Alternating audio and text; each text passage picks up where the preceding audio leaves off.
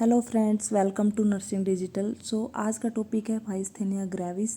Myasthenia gravis में क्या होता है कि एक ऑटोइम्यून डिजीज होती है। इसमें स्केलेटल मसल्स में कॉन्ट्रैक्शन है, मूवमेंट है, वो प्रॉपरली नहीं हो पाता और उसकी वजह से क्या होता है, जो बेसिक सिम्टम्स होता है वो दैट इज़ फटीग। इसमें नॉर्मली जो भी न्यूरोट्रांसमीटर होते हैं वो आते हैं और अटैच हो जाते हैं। ये निकोटिनिक जो भी एसिटाइल कोलिन है रिसेप्टर के साथ में, उससे क्या होता है कि मसल्स कॉन्ट्रैक्ट करती है उसकी वजह से।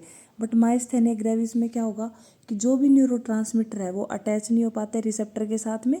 और यहाँ से जैसे आप देख रहे हो कि ये न्यूरोट्रांसमीटर है, ये माइस्थेनिया ग्रेविस में बाहर से आ जाते हैं, इसमें रिसेप्टर के साथ बाइंड में नहीं होते। तो इस वजह से वहाँ पे क्या होगा, मसल्स में नो कॉन्ट्रैक्शन होता है, तो उस वजह से वहाँ पे क्या होता है, फैटीग होती है। तो इसमें जो सबसे मेन जो सिम्टम्स होता है वो होता है एक्टोसिस की आईलिड्स होती है वो ड्रॉप हो जाती है, और डिप्लोपिया, डबल विजन होता है। ठीक है, तो ये इसमें जो होते हैं मेन सिम्टम्स होते हैं कि हमारी लिवेटर पैल्पेब्री जो सुपीरियर मसल्स है वो उसका फंक्शन क्या हो जाता है, डिस्टर्ब हो जाता है। उसका फंक्शन होता है आईलिड को ओपन करना, तो वो नहीं कर पाती।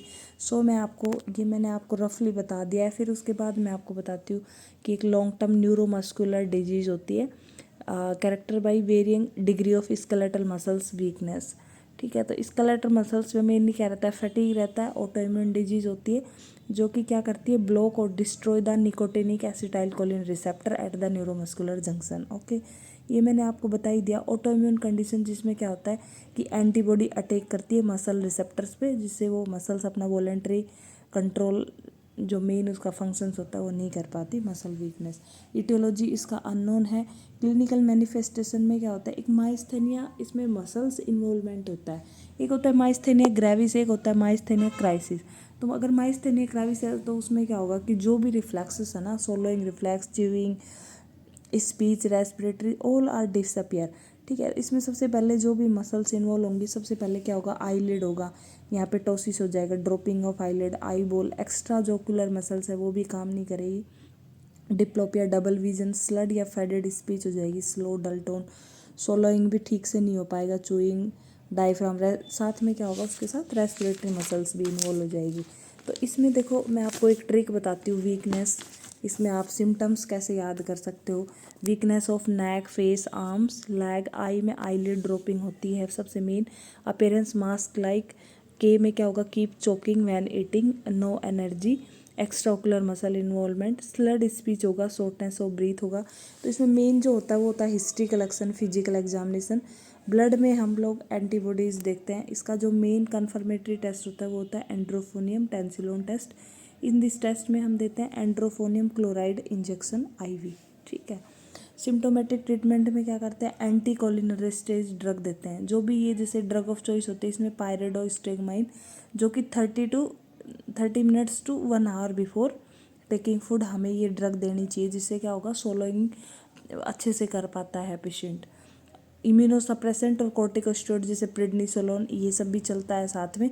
बट अगर किसी पेशेंट को थाइमैक्टमी है, मतलब थायराइड को, थाइमस ग्लैंड को अगर रिमूव कर दिया है, तो उस पेशेंट में हम इम्यूनोसप्रेसेंट, कॉर्टिकोस्टेरॉइड स्टॉप करके प्लाज्मा फेरेसिस IV और इम्यूनोग्लोबिन से उसको देते हैं। ओके, इसमें हम नर्सिंग मैनेजमेंट में सोलोइंग रिफ्लेक्स चेक करेंगे पेशेंट का। Anti cholinesterase drug 30 minute to 1 hour before the meal, head of bed को 30 डिग्री एलिवेट करना while eating, large meal morning में देना है, clear liquid diet, small bite should be having.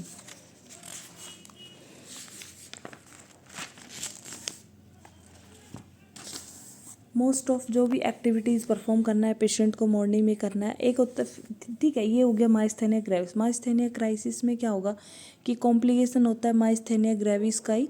उसमें क्या होगा कि वर्सनिंग ऑफ मसल वीकनेस बढ़ जाती है, inadequate amount of medication, infection, emotional stress.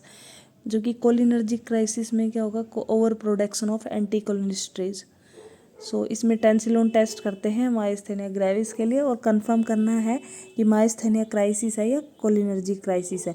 तो माइस्थेनिया ग्रेविस क्राइसिस अगर होगा तो उसमें हम टेंसिलोन टेस्ट करेंगे, तो उसमें पेशेंट को क्या होगा, वीकनेस में इम्प्रूवमेंट होगा, वीकनेस उसकी ठीक हो जाएगी।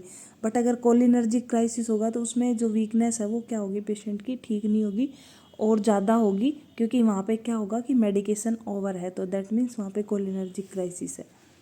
ठीक है। और इसमें अगर कोलिनर्जिक क्राइसिस है, कोलिनर्जिक क्राइसिस है तो उस केसेस में हम विदहोल्ड कर देंगे एंटी कोलिनर्जिक मेडिकेशन और इसका एंटीडोट होता है एट्रोपिन सल्फेट।